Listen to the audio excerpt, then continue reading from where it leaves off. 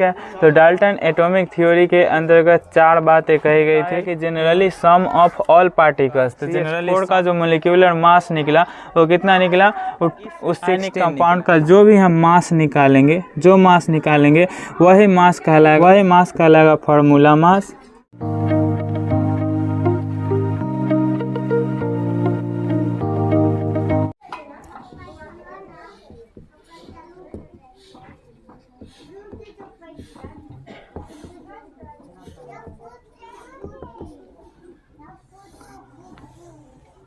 Dalton's atomic theory, ये class 11 के some basic concept of chemistry का अगला टॉपिक है। पिछले 2 टॉपिक का वीडियो डाल दिया गया है।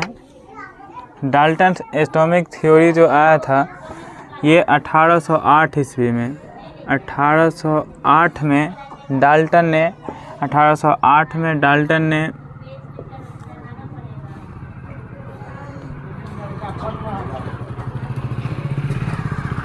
डाल्टन ने खुद ही इसे इस्टेब्लिश किया था डाल्टन एटॉमिक थ्योरी के नाम से। इन्होंने एटम के बारे में, परमाणु के बारे में बहुत सारी परिकल्पनाएं की थी।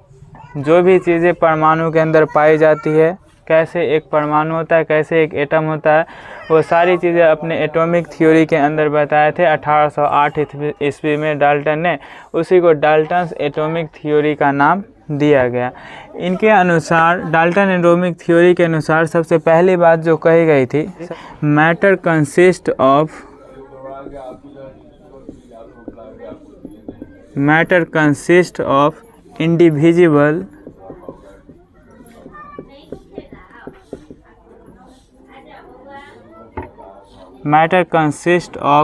Individual atoms. इसका क्या मतलब हुआ कि मैटर, जो भी मैटर बनते थे वो इंडिविजुअल एटम के बनेंगे। मैटर कहने का मतलब कि कोई भी एक वस्तु बना हुआ है, कोई भी एक पदार्थ बना हुआ है, पंखा बना हुआ है, टेबल बना हुआ है, कुर्सी बना हुआ है, बोर्ड बना हुआ है, कोई भी एक चीज़ जो बना हुआ है ये इंडिविजुअल एटम से बने होते हैं। इंडिविजुअल एटम कहने का मतलब कि वैसे पदार्थ, वैसे परमाणु जिसको हम और ज़्यादा भागों में विभाजित नहीं कर सकते। जैसे कि कोई भी पदार्थ बना है तो उस पदार्थ में जो भी कण, जो भी पार्टिकल्स, इंडिविजुअल कहने का मतलब कि इसमें जो पार्टिकल्स लगे होंगे, जो पार्टिकल्स, जिन पार्टिकल से मिलकर जिन भी पार्टिकल मिलकर एक मैटर को बनाया होगा वो सभी पार्टिकल एटम होंगे और वो सभी एटम इंडिविजुअल होंगे। कहने का मतलब कि उस एटम को और ज़्यादा भागों में हम विभाजित नहीं कर सकते। दूसरी बात इसमें कही गई थी कि all atoms of an element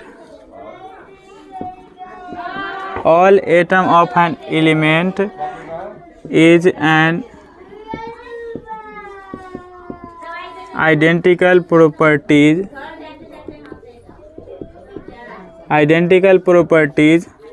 and identical masses। इस बात का क्या अर्थ था कि all atoms of an element, एक एलिमेंट के जितने भी एटम होंगे उन सभी की एक अपनी पहचान होगी, एक अपनी प्रॉपर्टीज होगी और वही सभी एटम, सारे एटम, जितने भी एटम से एक एलिमेंट बनता होगा। जैसे कि मान ले फॉर एग्जाम्पल अगर इस चीज़ को समझने के लिए हम लेते हैं कार्बन, तो कार्बन के अंदर जितने भी परमाणु होंगे उन सभी परमाणु की आइडेंटिकल प्रॉपर्टीज़ होगी, उसमें आइडेंटिकल मासेस होंगे। ठीक है। इसमें तीसरी बात जो कही गई थी,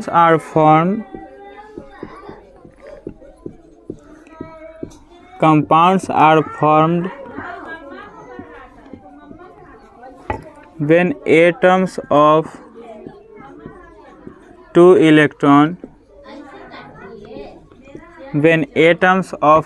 electrons are combined in a fixed ratio। क्या कहा गया कि कंपाउंड्स आर फॉर्म्ड, कंपाउंड्स जब भी बनेंगे दो या उससे अधिक इलेक्ट्रॉन के एटम, 2 या अधिक एलिमेंट, इलेक्ट्रॉन नहीं, एलिमेंट, दो भी हो सकते हैं या उससे ज़्यादा भी हो सकते हैं, दो या उससे अधिक एलिमेंट के एटम, दो या अधिक तत्वों के, दो या अधिक एलिमेंट के एटम जब एक फिक्स रेशियो में जब कंबाइंड करेंगे, फिक्स रेशियो में कंबाइंड करेंगे तब एक कंपाउंड का निर्माण होगा। कहने का अर्थ हुआ कि अगर कार्बन, जैसे CO2 जो बनता है, कार्बन डाइऑक्साइड,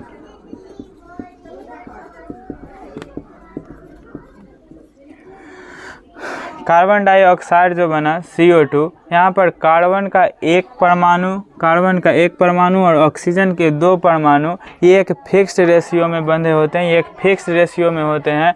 तो यहाँ पर देखो कंपाउंड्स आर फॉर्म्ड, ये एक कंपाउंड बना CO2 when atoms of two elements, इन दोनों एलिमेंट्स के एटम जो है, इसके एक एटम और इसके दो एटम एक फिक्स रेशियो में बंधे हुए हैं। ठीक है, इसमें जो चौथी बातें कही गई थी, in a chemical reaction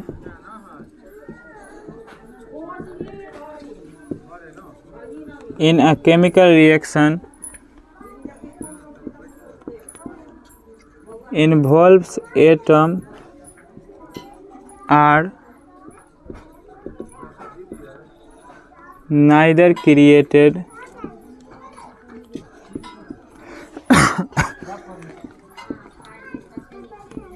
nor destroy। इसके कहने का क्या मतलब हुआ कि इन केमिकल रिएक्शन, एक केमिकल रिएक्शन के अंदर जितने भी एटम इन्वॉल्व होंगे वो न बन सकते हैं और न ही खराब हो सकते हैं। जैसे कि मान लो कि यहाँ पर कार्बन को ऑक्सीजन के साथ अभिक्रिया कराई जाए तो ये CO2 बनता है, तो ये इसके रिएक्टेंट हुए, तो ये जो होगा न ये बन सकता है किसी के द्वारा, कार्बन और ऑक्सीजन जो हुए ये किसी के द्वारा नहीं बन सकते और न ही ये खराब हो सकते हैं। ठीक है, तो डाल्टन एटॉमिक थ्योरी के अंतर्गत 4 बातें कही गई थी। डाल्टन ने 1808 ईस्वी में डाल्टन एटॉमिक थ्योरी दिया था, और डाल्टन एटॉमिक थ्योरी में कहा था कि matter consist of individual atom, जो अविभाज्य, इंडिविजुअल कहने का मतलब कि अविभाज्य एटम जो होंगे, कहने का मतलब कि वैसे एटम्स जिसको हम और खंडों में विभाजित नहीं कर सकते, वैसे पार्टिकल्स, उसी को हम एटम बोलेंगे, और वैसे ही एटम से मिलकर एक मैटर बनता है। All atoms of an element, एक एलिमेंट के जितने भी एटम होते हैं उन सभी के अंदर आइडेंटिकल प्रॉपर्टीज होंगी, समान द्रव्यमान होगा, समान मास होंगे समान रूप से, और उन सभी के समान गुण होंगे। ठीक है, तीसरी बात ये कही गई कि compounds are formed when atoms of two elements are combined in a fixed ratio. Compounds जब भी बनेंगे, कोई भी कंपाउंड्स तब बनेगा जब दो तत्व के, दो एलिमेंट के एटम जो होंगे वो एक फिक्स रेशियो में कंबाइन होंगे। जैसे कि यहाँ पर CO2 एक कंपाउंड बन रहा है, तो इस कंपाउंड के अंदर कार्बन के एक परमाणु और ऑक्सीजन के 2 परमाणु एक फिक्स रेशियो में, फिक्स रेशियो कहने का मतलब 1:2 के रेशियो में यहाँ पर कंबाइन हुए हैं, तब जाके ये कार्बन डाइऑक्साइड बना है। डाल्टन एटॉमिक थ्योरी के अंतर्गत चौथी बातें क्या कही गई कि इन अ केमिकल रिएक्शन, एक केमिकल रिएक्शन के अंतर्गत जितने भी एटम्स इन्वॉल्व होते हैं, एक केमिकल रिएक्शन में जितने भी एटम्स इन्वॉल्व होते हैं वो न तो क्रिएट किए जा सकते हैं और न ही डिस्ट्रॉय किए जा सकते हैं। ठीक है, तो ये डाल्टन एटॉमिक के 4 बातें, मुख्य रूप से 4 बातें, यही 4 बातें होती है। इसके बाद आता है इसमें, इसी के अंदर हम लोग पढ़ते हैं एटॉमिक मास को, इसी को अंदर पढ़ते हैं एटॉमिक मास को हम पढ़ते हैं इसी के अंदर। इसमें हम परिभाषा लिखते हैं। सबसे पहले एटॉमिक मास की परिभाषा लिखेंगे generally sum of all particles of an atom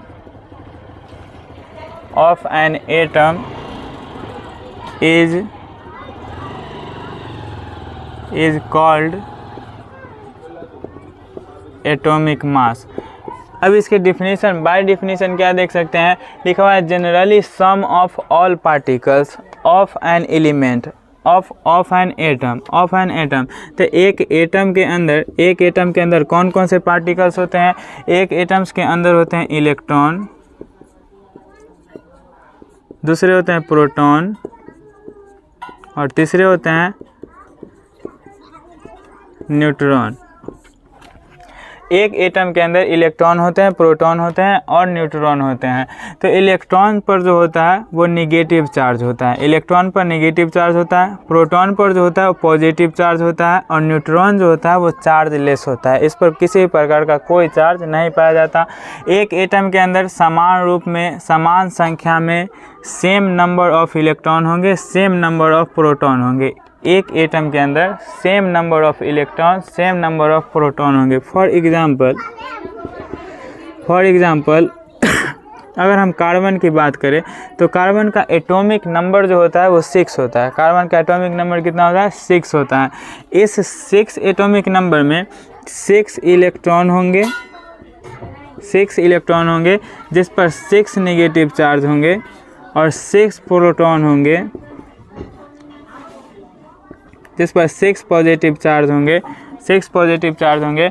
और इन दोनों के 6 नेगेटिव और 6 पॉजिटिव ये दोनों खुद ही 0 हो जाते हैं, चार्ज लेस हो जाते हैं। इसलिए एक एटम जो होता है वो चार्ज लेस होता है। एक एटम चार्ज लेस होता है क्योंकि उस पर सेम नंबर ऑफ इलेक्ट्रॉन और सेम नंबर ऑफ प्रोटॉन पाए जाते हैं। अब एटॉमिक मास पर वापस आते हैं तो इसमें कहा गया कि generally sum of all particles. तो generally sum of all particles, all particles कहने का मतलब एक इलेक्ट्रॉन, प्रोटॉन और न्यूट्रॉन एक एटम के अंदर होते हैं और उस एटम के अंदर जितने भी पार्टिकल्स पाए गए, इलेक्ट्रॉन, प्रोटॉन और न्यूट्रॉन, इन सभी का सम जो होगा वो क्या कहलाएगा? एटॉमिक मास कहलाएगा, एटॉमिक मास कहलाएगा। अब एटॉमिक मास के अंदर एक और पॉइंट आता है कि atomic mass measures in AMU। AMU क्या होता है? तो होता है एटॉमिक मास यूनिट। AMU क्या होता है? ये होता है एटॉमिक मास यूनिट। तो एक एटॉमिक मास की जो मेजर किया जाएगा, जो उसको मापा जाएगा, तब उसको एटॉमिक मास यूनिट के इकाई में रखा जाएगा। जैसे कि मान लो कि यहाँ पर कार्बन का एटॉमिक मास जो है वो 12 है। तो कार्बन का एटॉमिक मास जो है वो 12 है। तो इसको लिखने का तरीका है कि 12 AMU, 12 atomic mass unit.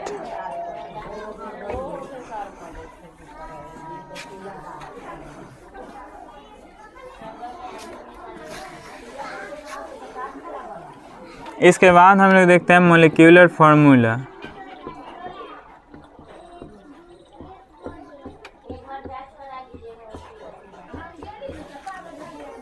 Molecular mass को डिफाइन करेंगे। मॉलिक्यूलर फार्मूला और molecular mass is the sum of atomic mass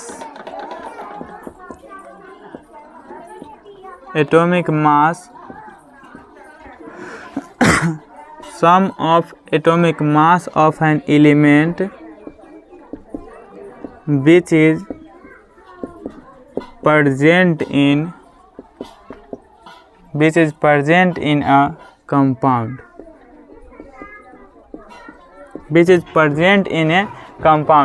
इसमें क्या कहा गया मॉलिक्यूलर फार्मूला में? इसी को मॉलिक्यूलर मास भी बोला जाता है। तो मॉलिक्यूलर फार्मूला और molecular mass is the sum of atomic mass of an element which is present in a compound. इसको एक एग्जांपल से समझते हैं। तो फॉर एग्जांपल अगर हमको CH4, इसको हम मेथेन बोलते हैं, एक मेथेन का मॉलिक्यूलर मास निकालना है। तो मॉलिक्यूलर मास ऑफ मेथेन, अगर हमको निकालना है मॉलिक्यूलर मास इस मेथेन का, जिसका फार्मूला है CH4, इसका मॉलिक्यूलर मास निकालना है। बाय डिफिनीशन चलते हैं तो molecular mass is the sum of atomic mass. Atomic mass का सम है किसके एटॉमिक मास का? तो एलिमेंट के एटॉमिक मास। एलिमेंट इसमें कौन कौन सा यूज्ड है? एलिमेंट जो इसमें यूज्ड है एक है कार्बन जिसका एटॉमिक मास जो होता है वो 12 होता है, और एक है हाइड्रोजन जिसका एटॉमिक मास जो होता है वो 1 होता है। एक है इसमें जो दो एलिमेंट हैं, एक है कार्बन जिसका एटॉमिक मास 12 होगा, और एक है हाइड्रोजन जिसका एटॉमिक मास कितना होगा? 1 होगा। अब इसका हमको मोलिक्यूलर मास निकालना है, तो मोलिक्यूलर मास जब हम निकालेंगे तो इसमें क्या कहा गया कि sum of atomic mass. Atomic mass क्या है? 12 है और एक 1 है। किसका? तो एलिमेंट का 12 है और 1 है। Which is present in a compound. ये दोनों एलिमेंट जो है CH4 के अंदर प्रेजेंट है, ठीक है। अब इन दोनों का सम करते हैं, तो सम हो गया यहाँ पर एक कार्बन है तो 12:1 प्लस, सम का मतलब हुआ प्लस, हाइड्रोजन यहाँ पर 4 है तो 4:1, तो ये हो जाएगा 12 प्लस 4:1 4, और ये हो गया 16। तो मोलिक्यूलर मास जो निकला एक कंपाउंड का CH4 का जो मोलिक्यूलर मास निकला वो कितना निकला? वो 16 निकला, ठीक है, 16 निकला। इसको समझना बहुत आसान है। कैसे समझेंगे कि जितने भी इसमें एलिमेंट प्रेजेंट है, एक कार्बन है एक हाइड्रोजन है, कार्बन है और हाइड्रोजन है, इन दोनों के एटॉमिक मास को ऐड कर देंगे। ऐड कैसे करना है? तो ऐड कैसे करेंगे? तो जितने भी एटम पाए जाएंगे उसके एटॉमिक मास से उसको मल्टीपल करेंगे। जैसे कि यहाँ पर 4 है, यहाँ पर 4 हाइड्रोजन है, तो 4 को 1 से मल्टीपल किए, क्योंकि 4 हाइड्रोजन है और एक हाइड्रोजन का एटॉमिक मास जो होता है वो कितना होता है? 1 होता है। इसलिए 4:1 किए। यहाँ पर 12:1 इसलिए किए हैं क्योंकि कार्बन का जो एटॉमिक मास होता है वो 12 होता है, और यहाँ पर कार्बन एक ही प्रेजेंट है, इसलिए 12:1 प्लस 4:1, ये 12:1 12 हो गया, 4:1 4 हो गया, ये हो गया 16, ठीक है, ये हो गया 16। तो ये कहलाता है मोलिक्यूलर फार्मूला, और इस तरह से हम मोलिक्यूलर मास को निकाल सकते हैं। इसी के अंतर्गत में एक और आता है फार्मूला मास।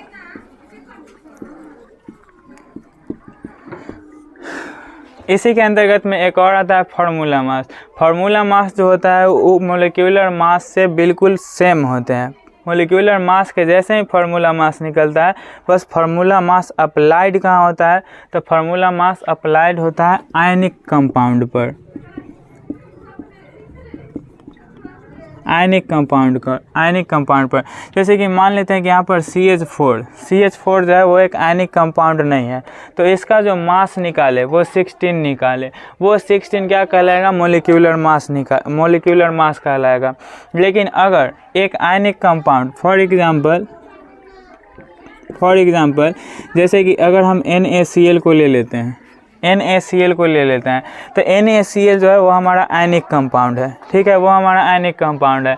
और इस आयनिक कंपाउंड का जब हम मोलिक्यूलर मास, इस आयनिक कंपाउंड का जो भी हम मास निकालेंगे, वही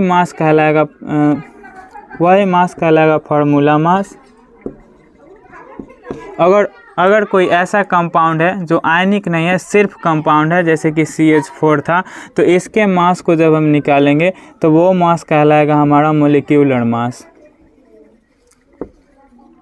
अब हम निकाल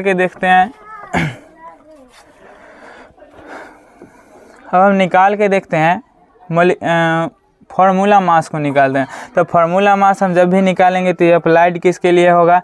एक आयनिक कंपाउंड के लिए होगा। तो आयनिक कंपाउंड का एग्जाम्पल क्या है? तो NaCl को हम एक एग्जाम्पल के तहत लिए हैं, सोडियम क्लोराइड को। Na का एटॉमिक मास जो होता है वो होता है 23, ठीक है। Na सोडियम का एटॉमिक मास जो हुआ वो हुआ 23, और Cl क्लोरीन जो हुआ इसका हो गया 35, तो जब भी हम फार्मूला मास निकालेंगे या किसी भी कंपाउंड का मास निकालेंगे तो डिपेंड करता है कि वो आयनिक कंपाउंड है या नहीं। यदि वो आयनिक कंपाउंड है और उसका मास निकाल रहे हैं तो फार्मूला मास कहलाएगा। यदि वो कंपाउंड आयनिक कंपाउंड नहीं है, जनरल कंपाउंड है और उसका मास निकालेंगे तो वो कहलाएगा मोलिक्यूलर फार्मूला या मोलिक्यूलर मास कहलाएगा। ठीक है, तो अब इसका हम निकालते हैं। तो यहाँ पर सोडियम जो है वो 1 है, सोडियम 1 है और 1 सोडियम का एटॉमिक वेट जो होता है, एटॉमिक मास होता है वो 1 होता है। चूँकि 1 ही सोडियम है इसलिए 23:1 इसको ऐड करेंगे 35:1 तो हो गया 23 + 35, इसको ऐड करेंगे तो 58। तो ये जो 58 और यहाँ पर जो CH4 का एटॉमिक मोलिकुलर मास जो आया 16, ये दोनों अलग अलग नहीं है, ये दोनों सेम ही हैं, एक तरह से सेम ही। यहाँ पर भी हम मास निकाल रहे हैं, यहाँ पर भी हम मास ही निकाल रहे हैं। बस यहाँ पर फ़र्क क्या होता है, डिफरेंट क्या होता है कि NaCl जो है वो हमारा आयनिक कंपाउंड है, आयनिक कंपाउंड है इसलिए हम बोल रहे हैं फार्मूला मास, और एक जनरल कंपाउंड है CH4 इसलिए हम इसको बोल रहे हैं मोलिक्यूलर मास। ठीक है।